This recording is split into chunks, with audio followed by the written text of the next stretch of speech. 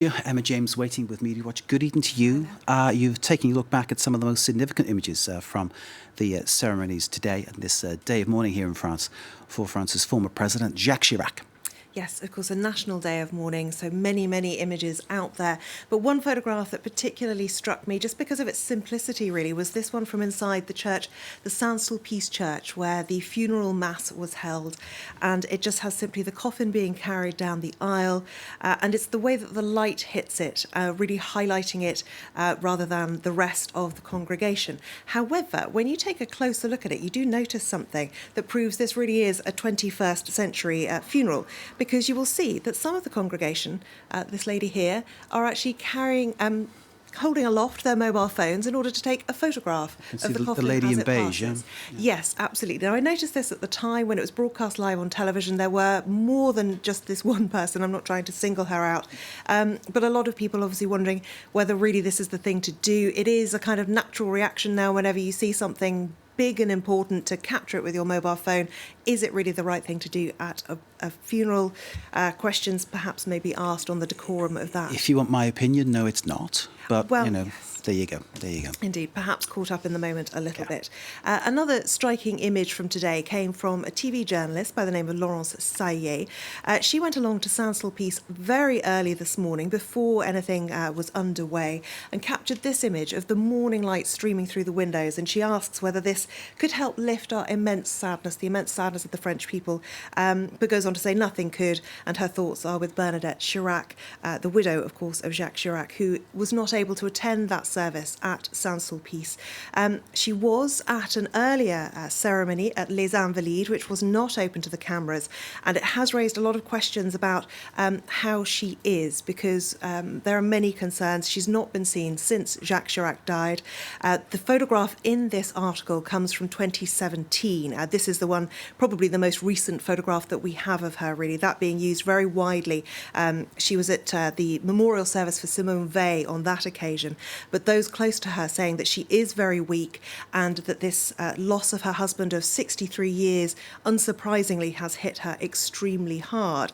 Now, with that in mind, you might be a little shocked to find that Le Parisien is reporting with this image. It appears to be the only French media to be doing so.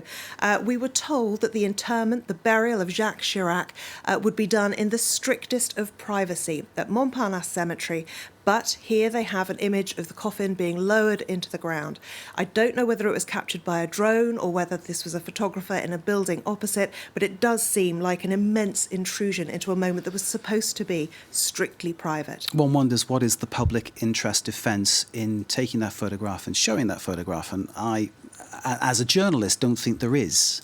It's interesting to see that nobody else appears to have picked up on it. Certainly when I was searching around to see if anyone else was using it, it does look as if it's just that one outlet. Yeah. You could say that's in poor taste. A lot of people, though, saying that the grave itself is very much in good taste. This was a photograph of it taken in the early hours of this morning before the interment happened. And you can see it has simply the words Jacques Chirac and his year of birth, year of death. No mention of the fact that he is the president or was the president of France. Many people feeling this symbolised the fact that he was very down to earth and a very ordinary Frenchman in many ways. And of course, the fact that he's buried alongside his daughter, who died back in 2016 after many years battling anorexia, really highlights once again how inappropriate it was to take a photograph of that burial when it was supposed to be private. But moving on, today wasn't without pomp and ceremony, and it was an opportunity for the bells of Notre Dame to ring out for the first time since that fire back in April. We have the images and the sounds for you. Now, they were actually rung by hand.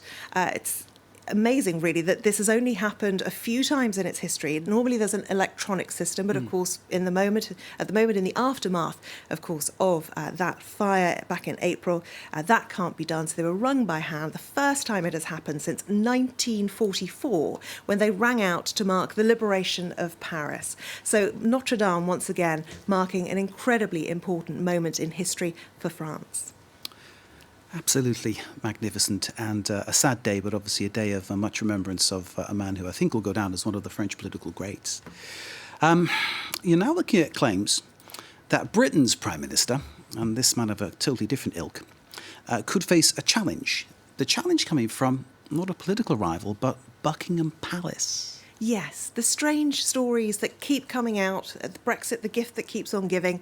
Who knows what turn it will take next, but there is now a claim that the Queen herself could step in if Boris Johnson tries to take the UK out of the EU on October the 31st without a deal.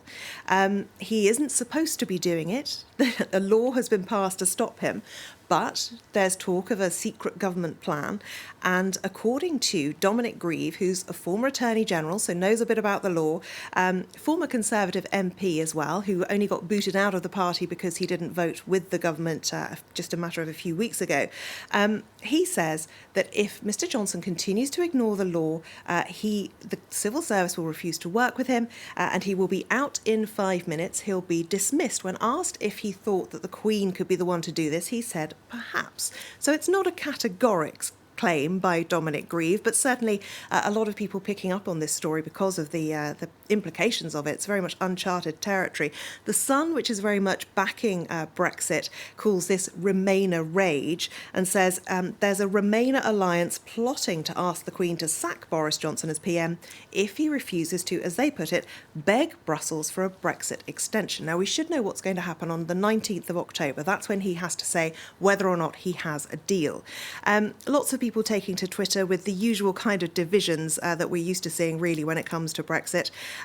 Wishful thinking on your part, Dom, referring to Dominic Grieve. He'll be out in 5 minutes, that article there.